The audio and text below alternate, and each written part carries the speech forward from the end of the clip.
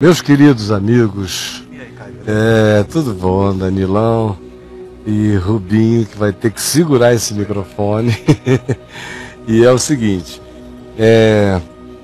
você vem acompanhando essa questão estatística do fenômeno dos que estão dentro da igreja, dos que estão saindo, de quantos entram, quantos saem, quais as denominações que ganham ou não ganham, quais aquelas que perdem, quais as que recebem transferência de outros, que tem umas que também crescem muito por transferência.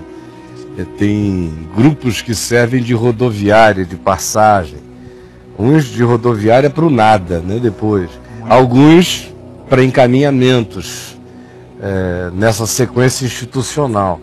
E outros até servem de rodoviária, de uma chegada para pessoas que tiveram um impacto, viram, gostaram, provaram, perceberam que não era, mas foram adiante e no seu ir adiante solitário encontraram encaminhamentos para o coração e para a fé que não estão atrelados ao modelo de visibilidade institucional religiosa que está aí.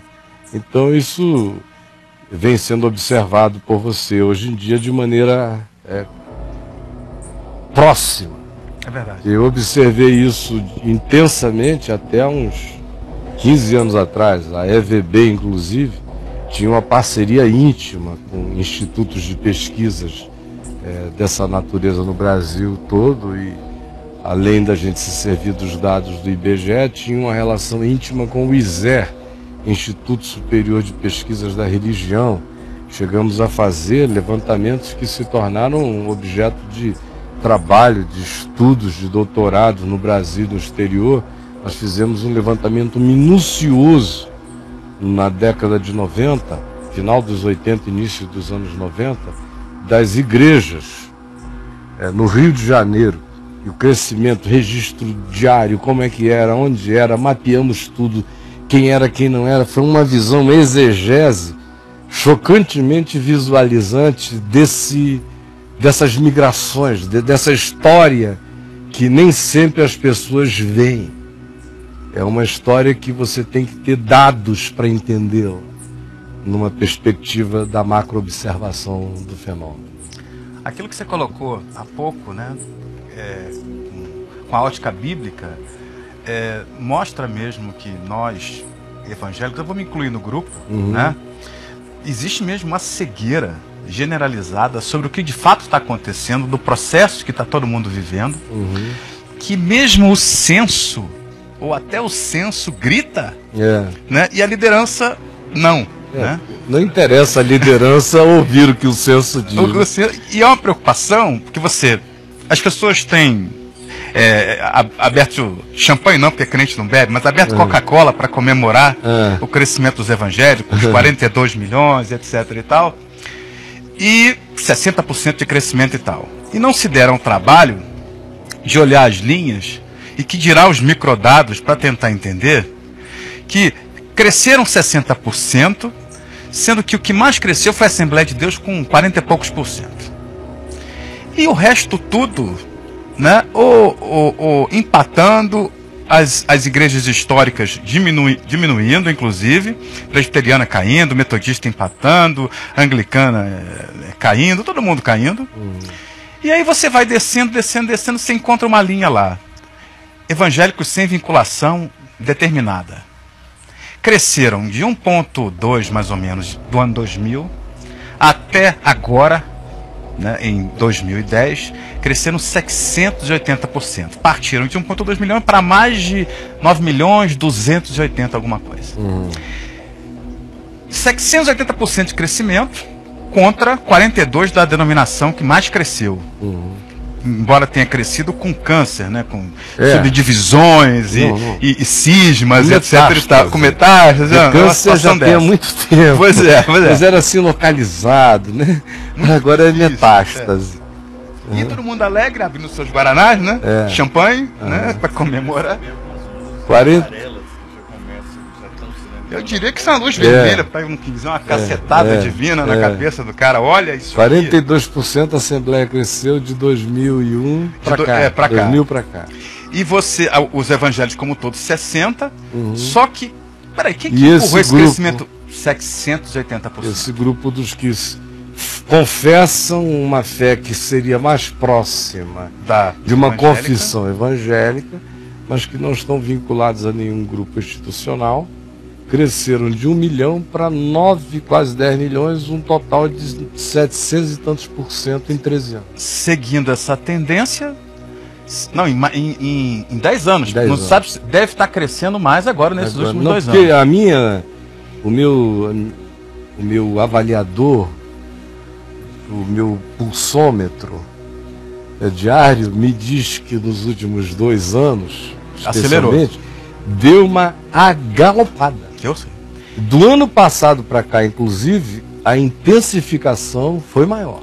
Significa que no próximo censo não haverá mais evangélicos. O Braulio que está aqui, que veio lá da casa dele, que não tem essa história, chegou aqui do nada, a única relação que o Braulio tem com o IBGE do Braulio é esse chat. Todo dia. Imagina como ele se tornou um dos caras no ambiente evangélico mais bem informado. É o estetoscópio do Brasil. O Braulio sabe, porque vai do pastor do grupo maior que escreve aqui a qualquer um outro contando a coisa mais íntima da vida. E o Braulio olha aqui, ele já teve perplexidades variadas, hoje em dia ele entende a alma. Já até diz, hoje está assim, ele vai dando o diagnóstico. Agora, uma coisa que eu vejo interessante na observação dele é que ele diz, Caio, mudou de novo o público. O público, porque a gente tem, claro, que quem chega aqui fazendo perguntas, vai fazer um tempo. Depois de um tempo ela continua assistindo, mas ela já tem menos perguntas a fazer. Ela tem soluções incorporadas, ela já achou seu caminho, ela está muito mais ouvindo, se alegra, ri, se atualiza, se informa.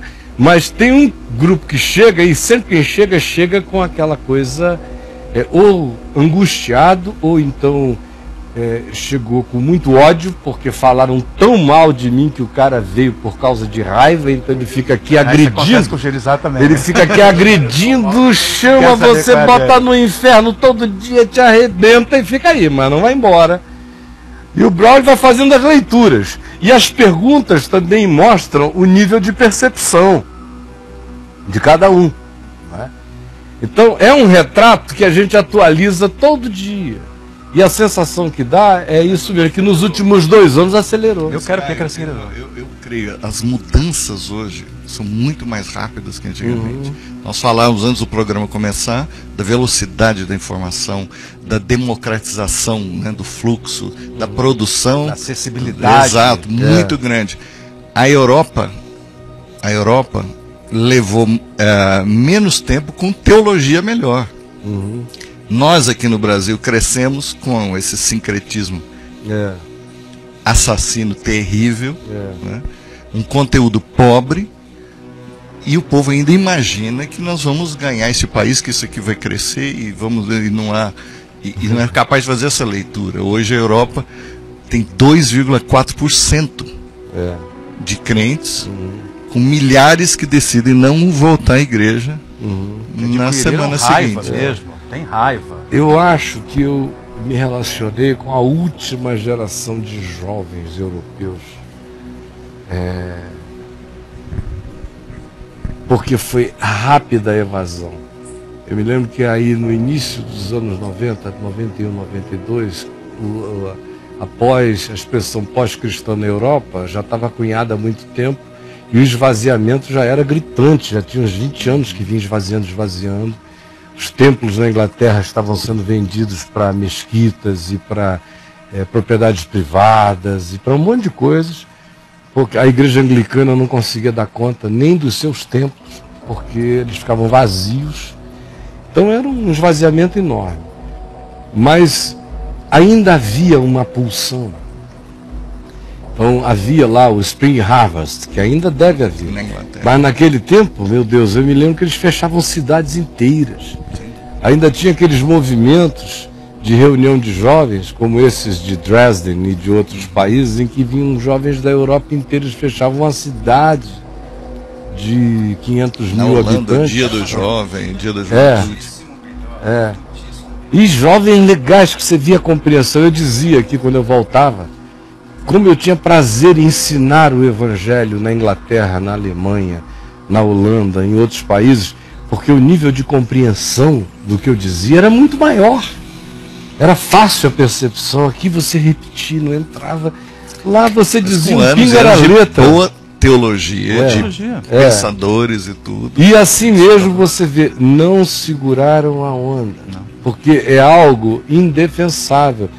Foi o que honestamente eu percebi e escrevi sobre isso há uns 30 anos atrás no Jornal do Brasil, sobre a indefensabilidade do cristianismo histórico e sobre o fato de que eu achava que quem quer que se levantasse para essa defesa seria candidato a sucumbir com ele. Por isso, o que os discípulos de Jesus deveriam fazer era não tentar defender o cristianismo jamais, para não irem na derrocada dele, para se dissociarem dele, que ele era uma expressão de uma falsificação do evangelho, que não tinha nenhum problema de ir, desde que a gente ganhasse a consciência do que era evangelho e vivêssemos a subversão da missão da verdadeira e virulenta Igreja de Deus no mundo, que é sem torres, que é sem o marketing das placas. O engajamento é um poder maior do que o do marketing.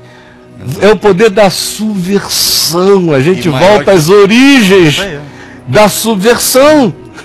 E maior que o das leis, né? Nós estamos querendo cristianizar você o Brasil, veja só, na reivindicação de direitos, de leis e tal. tal. É o crescimento da lei. É isso mesmo. E você veja que vocês acabaram de dizer aqui, comprova esse fato, de que as lideranças, que são as que usam televisão, marketing, isso tudo, que fazem essa propaganda para quem está fora, entrar na grande garganta da porta da rua, onde Deus mora, na goela da gente. Venham aqui, Deus mora aqui. Reino de Deus é aqui, entrem na minha garganta. Aí eles abrem com marketing, propaganda, televisão, discurso. Tá lá, falando. Nem se deram conta de que o que mais cresceu não foram eles, foram os não eles. Os não eles. Tá claro. Nem se deram conta do fenômeno. E você vê como a subversão é um marketing mais poderoso do que o marketing. Serão a esmagadora maioria, seguindo esse ritmo de crescimento, na Copa, se fosse possível medir, eu diria a você que já são 50% dos crentes. Uhum. E se seguir mais um ano e pouco, será a maioria. Agora, a taxa de crescimento, a diferença é brutal. O interessante nisso tudo é que não é gente que está caindo no nada, necessariamente. Não, tem tudo ali. É um grupo. Tem alguns que caíram no nada. Quanto é o grupo dos evangélicos também. Agora, é gente que caiu em pequenas comunhões. Pequenos grupos, gente que vai no café com donuts, no Starbucks, gente que se reúne em shopping, gente que vai 2, 3, 4 casas, apartamentos, churrascos de comunhão. Pequenos grupos vão sendo formados, a gente vê diariamente aqui. O que se abre é tanto pequeno grupo que eu tomei uma decisão aqui no Caminho da Graça. O Caminho da Graça, teoricamente, não abre mais grupo, além dos que já permitiu que fossem abertos. Daqui para frente, a gente não quer virar um outro monstro desse. Uma placa de e também daqui a pouco está com 4 mil grupos, 5 mil, 10 mil, e aí vira só nhenhenhenhenhen. Toma um tempo danado. Eu já vivi muito para saber que tudo vira uma porcaria se você quiser tocar no espírito de Nimrod. Com torres de Babel e concentração de poder, tudo se corrompe. Então, eu confio no Espírito Santo. Há um ano e pouco atrás, eu falei para a moçada aqui do Caminho, eu falei, a gente não vai mais precisar abrir grupo nenhum, e só se for uma coisa muito especial. Do contrário, não. É melhor estimular todo dia esse espontaneísmo. que vai surgindo, vai acontecendo. Porque se tentar organizar, piora, não vai dar conta. O que é bom é tentar ajudar as pessoas a saberem quem ser, saberem o que dizer, saberem o que evangelho é, saberem o que significa andar com Jesus hoje. É só isso, o resto... Mas, Caio, isso elas vão encontrando o caminho. Isso vai tirar o nosso poder. Hã? Vai tirar o nosso poder como nosso, clero. Graças a Deus é o nosso teórico, né? Porque eu estou trabalhando todo dia para perder todo o poder. Eu digo aqui, olha, o meu negócio aqui é suicida. Tudo que eu proponho é que... Outro dia alguém falou, escuta, Caio, eu estou com um problema. Alguém não, tem milhares que dizem, mas semana passada uma senhorinha aqui falou, o meu problema aqui é que a minha vida mudou, tudo mudou, mas eu fiquei viciada na VMVTV, eu não faço mais nada, só vejo a VMVTV. Eu falei, então minha filha, pelo amor de Deus, para com isso. Desliga esse computador agora e vai fazer isso, que eu estou aqui para ajudar você a viver, não para criar uma outra dependência. Mas, Caio, você vê os sinais, você falou do Braulio lendo os e-mails que chegam e tal. Você reparou a virulência desses líderes aí televisivos, os telepregadores, com que estão pedindo dinheiro, desespero, porque eles já estão sentindo no bolso. Eu fiquei sabendo. O Malafaia passou um e-mail marketing para milhões, dizendo, pare de ler esses blogs de internet, não sei o que tal, volte a colaborar, porque Jesus vai pesar a mão, é sério. O cara da bola de neve... Esse negócio de bola de neve é perigoso porque cresce. Aí cai na cabeça da gente. A mesma coisa, eles estão pé da vida. Avalanche pé da vida. Sim. Mas esses 9 milhões, eles são diversificados. Tem esse pessoal que você falou, tem aquele que virou evangélico simplesmente não praticante, é aquele que o pai e a mãe são evangélicos, então ele vai casar numa igreja evangélica, porque senão não vai ser abençoado e tal. Vai batizar um filho lá. E não dá nada. Esses devem ser uns 4 milhões. E existe um grupo que são os desigrejados. E esses desigrejados, né, para falta de um termo melhor, nós temos uma parte desinstitucionalizados, digamos assim, seguem crendo em Jesus. Uma parte deles são circunstanciais.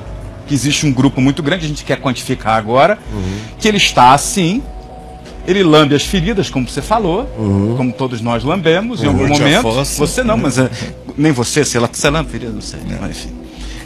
Lambe as feridas até que chega uma hora que ele resolve fazer um grupo. Então aluga um salão de festa, convida os amigos, bota a VMVTV para assistir, ou bota outra coisa, sei lá o que ele faz, e começa a reunir. Daqui a pouco cria uma carteirinha, daqui a pouco cria um crachá, e etc e tal, bota uma tabuleta, ainda que seja para botar e tirar no fim de semana e voltar e botar de novo. Ou seja, ele volta a se institucionalizar de alguma maneira e buscar uma nova forma. Maior ou menor. Mas existe um grupo que não, que nunca mais volta, segue com Jesus. Eu não sei o que fazem com sua vida. A gente conhece muitos, né? Eles estão aqui, muitos amigos e tudo mais. Que na VMVTV tá entupido, né? De maninhos queridos que só ficam em casa, assistindo ali com a família, no máximo alguns amigos. E eu acho que isso que você colocou é que seria uma bela campanha da gente começar, de repente, a motivar essas pessoas a seguirem numa direção do reino. Mas é só isso que eu estou fazendo aqui todo dia. É dizer, gente, Jesus é assim, o Evangelho é assim, e vocês foram chamados para serem assim. E cada um tem o poder que Jesus disse que cada um teria, recebereis poder. Não foram eles, somos nós. Para vivermos assim. Isso é possível, isso é realizável, isso é factível, isso é experienciável. A prova disso é que eu vivo isso a minha vida inteira. Enquanto eu tenho estado dentro de camadas e camadas e camadas, macro camadas de visibilidade, eu sempre distingui qual era a minha igreja. Eu sempre tive a minha igreja. A minha igreja nunca foi uma denominação, sempre foi um grupo de irmãos. A minha comunhão, aquela comunhão para a qual você baixa a cabeça, você ouve conselhos, você pede disciplina, pede que te ajudem, que sejam companheiros de jugo. Isso só pode acontecer num ambiente de verdade visceral. Sim, porque somos chamados a viver, somos e chamados só a uma pode santidade acontecer direcionada ao outro. no ambiente do Espírito do Novo Testamento, da mutualidade de uns aos outros. Portanto, sem esse aparato constantiniano na nossa cabeça, sem essas dioceses, sem esses cardeais, sem esses donos de alma, sem esses controladores, sem esses determinadores de conduta humana, sem nada disso, no encontro verdadeiro onde o mediador é o Evangelho, onde o cabeça é Cristo e o cabeça Cristo é o Evangelho. A gente não precisa ficar no subjetivismo de dizer o cabeça é Cristo, então cada um, Cristo cabeça funciona na cabeça de cada um, conforme a cabeça de cada um. O corpo de Cristo, conforme o entendimento que se pentecostalizou no mundo, tem em cada um de nós uma cabeça. Então é pior do que a hidra esse corpo de Cristo. Por quê? Por causa do subjetivismo interpretativo da figura de Jesus, que é o meu Cristo, é o meu Jesus. Quando na realidade, o meu Jesus tem que ser o Evangelho. Jesus é o Evangelho é Jesus, eu só sei de Jesus pelo Evangelho. E o que o Evangelho me conta sobre Jesus é para ser vivido como Evangelho em mim, não como vida e condutismo e behaviorismo de um comportamentalismo de quem obedece o Evangelho para fora, mas como princípio enraizado do Evangelho como consciência, mente, atitude e vida. Isso é que é a experiência com Jesus hoje, agora, já. Isso é que as pessoas precisam aprender o que é. Quem sabe isso? Aonde chega é a igreja. Exato. Aonde chega acontece igreja. É o que eu digo para o pessoal aqui. Eu mudei para um lugar onde não tem igreja. Eu digo, como? Você não mudou para ir? Cara, você chegou à igreja. Pois é. Agora você veja, nós somos tão católicos, tão constantinianos, que a igreja continua a ser o padre, o pastor, o templo, a torre, o CNPJ. O cara nunca diz igreja sou eu, nunca. Ele muda e não tem igreja, que ele procura uma igreja. Olha no espelho, cara. Olha no espelho e diz, igreja, você chegou aqui? E reúne com mais um. Com mais um, pronto, dois, já começou a multidão. Começou. Ontem você falou uma coisa sobre a necessidade que as pessoas têm de manter uma relação de barganha com Deus, por não, digamos assim, engolirem ou entenderem ou digerirem o processo da graça. Então ter que achar que tem que pagar a sua salvação com alguma coisa, de alguma maneira, de repente indo à igreja todo domingo. Isso, a frequência entra aí. A frequência também ajuda, etc. e tal. O que eu tenho percebido com os meus amigos que estão desvinculados, desigrejados, é que um certo sentimento de culpa nesse nível ainda persiste. Longamente. Né? Deles acharem, deles estarem nessa situação, não buscarem de repente buscar e formar novos grupos e tudo mais, mas também ficaram com essa sensação de que estão devendo alguma coisa. Manos, não estão. Essa coisa está no DNA mesmo. Aí é um condicionamento, é Pavlov, muitos anos. Pega aí, Fernando, os macaquinhos com a banana, aquele condicionamento que o cara fica, é um Pavlov poderoso. Eu já contei aqui para eles como eu, depois de ser pastor, só um minutinho, depois de ser pastor 11 anos, pastor local, quando eu parei de ser pastor local em 84, porque o médico disse, ou você vive assim, você vive mais 5 anos, você não vai aguentar, ou tira uma coisa aqui para você ir mais longe um pouco, porque não está legal. Aí eu tive que deixar o pastoreio local e me dediquei só a vinde aos trabalhos por aí afora, né? Muitos anos. E naquele período ali, que eu parei, eu me lembro que, estando pastor local, além de pregar 5 vezes pelo Brasil afora, na igreja local, eu pregava umas 4 ou 5 por semana, mas domingo, eu chegava de viagem de madrugada das cruzadas e pregava na reunião de manhã cedo, depois eu pregava no culto da escola dominical, depois eu pregava no das 5, depois eu pregava no das 7. E tinha escola dominical, eu estava acostumado a ministrar nela daqueles 11 anos anteriores. Aí, amigo, primeiro domingo eu passei o pastorado para o meu amigo Teófanes Elias, filho do reverendo Antônio Elias, falei, vou descansar. E combinei com eles que eu pregaria lá um domingo à noite, os outros domingos eu tinha compromisso à noite, mas de manhã eu vou descansar. Aí, meu amigo, primeiro domingo, acordo e uma angústia, sabe? Cara, imagina, eu não sabia ficar em casa domingo de manhã. Eu tinha culpa de pular na piscina, de pegar sol, de ir à praia.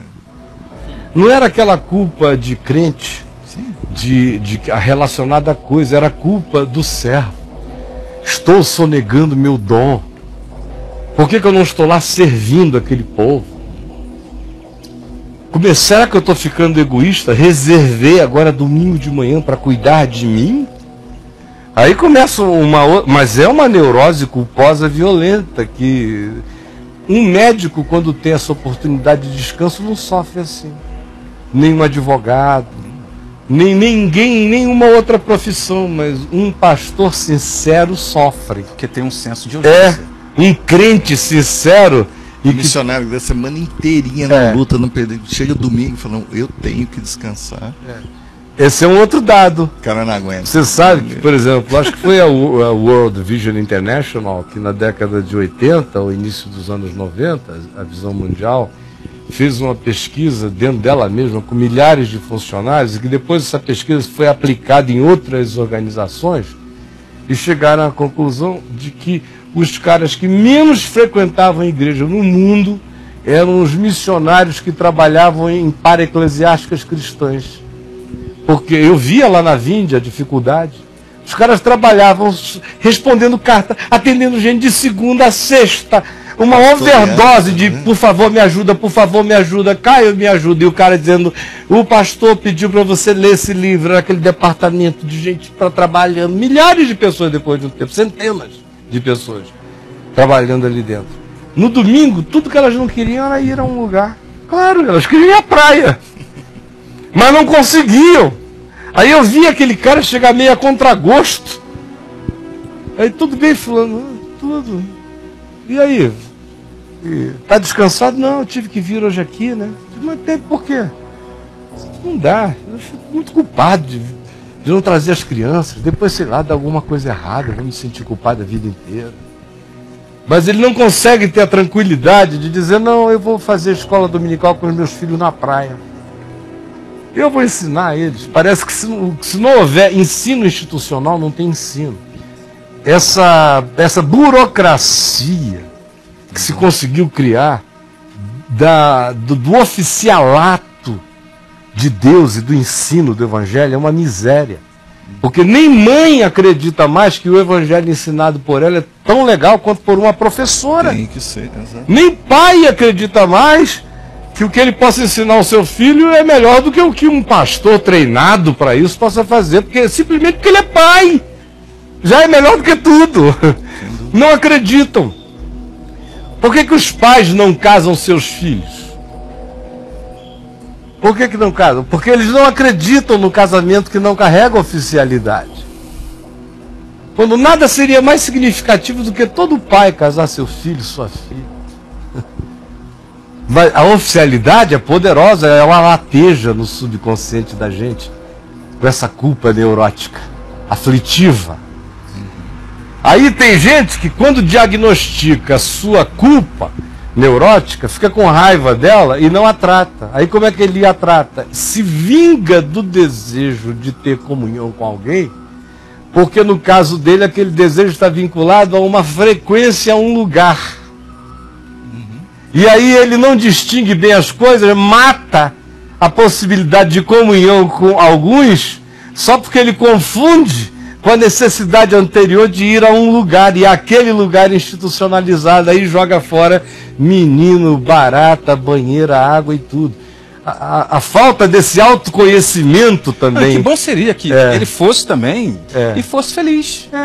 Como eu digo também, para essa moçada aqui, acho lindo que vá. Para o pessoal que está liberto, assim, e agora o que é que eu faço? Eu digo, ela faça como Jesus, como Paulo. Jesus ele acreditava, mais do que ninguém, foi ele que ensinou pra gente, que não se põe remendo de pano novo em vestes velhos. Nem vinhos novos em odres novos, em odres velhos, senão arrebentaria tudo. Mas todo sábado ele ia à sinagoga, que tivesse perto da casa dele. A sinagoga era o próprio odre, velho. Era veste, velho, ele ia. O pessoal arrebentava e expulsava ele de lá. Mas ele passava, eles existem, tem gente lá. Tem. E tem gente que não sabe, tem gente que não entendeu, ou tem gente que sabe e tem medo de saber, luta contra o que sabe, mas está em angústia, está em conflito. Então, já que você está liberto, fique livre para passar, para dizer oi. É tão mais fácil quando você não tem nada agarrando você. Só olhares maldosos, assim, o que esse desgraçado está fazendo hoje aqui? Eu creio que numa situação como essa, coisas poderosas... Poderosas, se esse povo todo começar a invadir, pro bem, sem faixa, sem mostrar os peitos, sabe? Sem fazer escândalozinho, peitinho de... Sem pagar peitinho. Sem pagar peitinho na igreja, porque vamos pra lá e vamos pagar peitinho pro Feliciano, não! Beijar na boca da... Para, não, eu não tô falando dessas idiotices, eu tô falando de igual gente normal. Tranquilo. Ofertar com alegria, tanto que é bom isso. Inclusive, ofertar com alegria. Sem ser por obrigação, por necessidade. E tem tanta gente para ser ajudada, tanta oferta para ser dada, tanta miséria a ser socorrida, tanta causa nobre a ser difundida, tanta coisa boa a ser propagada.